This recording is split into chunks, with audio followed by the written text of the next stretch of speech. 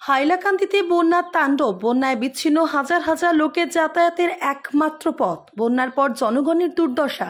বন্যা ভেঙে দিল হাইলাকান্দির একটি জাতীয় সড়ক। হাইলাকান্দি জেলার নিমাইচাঁদপুর গ্রামে নিমাইচাঁদপুর থেকে মনছড়া সংযোগে জাতীয় সড়ক বন্যার জল ভেঙে দিয়েছে, যার ফলে প্রায় হাজার হাজার জনগণ যোগাযোগ বিচ্ছিন্ন হয়ে পড়েছে। গত কদিন থেকে মুষলধারে বর্ষণের ফলে কাটাখাল নদীর জল বৃদ্ধি হওয়ায় নিমাইচাঁদপুরে তসলা নদীর বাঁধ ভেঙে নদীর জল প্রবেশ করার ফলে সম্পূর্ণরূপে ভেঙে গিয়েছে পথের সঙ্গে একটি কালভার্টও। এই রাস্তাটি ভেঙে যাওয়ার ফলে হাজার হাজার জনগণের যাতায়াত বর্তমানে বন্ধ হয়ে পড়েছে। এই রাস্তা দিয়ে প্রতিদিন প্রায় 10,000 লোক যাতায়াত করেন।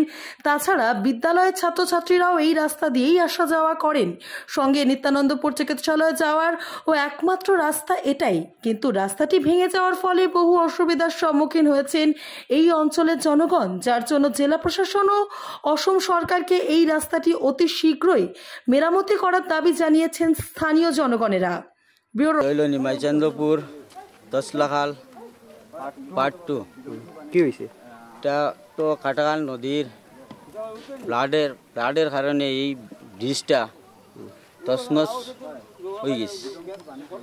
এই ব্রিজের কারণে 10 থেকে 15,000 মানুষ এইদিকে যাতায়াত বন্ধ আছে।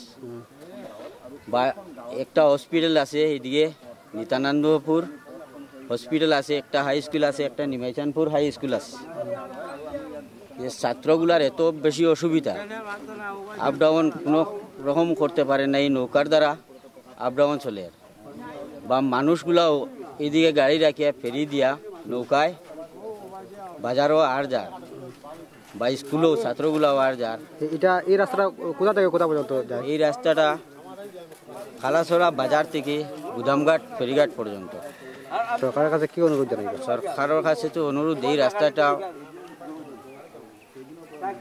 ইমার্জেন্সি রিপেয়ারিং করার লাগে, বা রাস্তাটার এই ব্রিজটা করিয়া দিলে খুব বেশি ছাত্রছাত্রীগুলার লাগি ভালো হইব।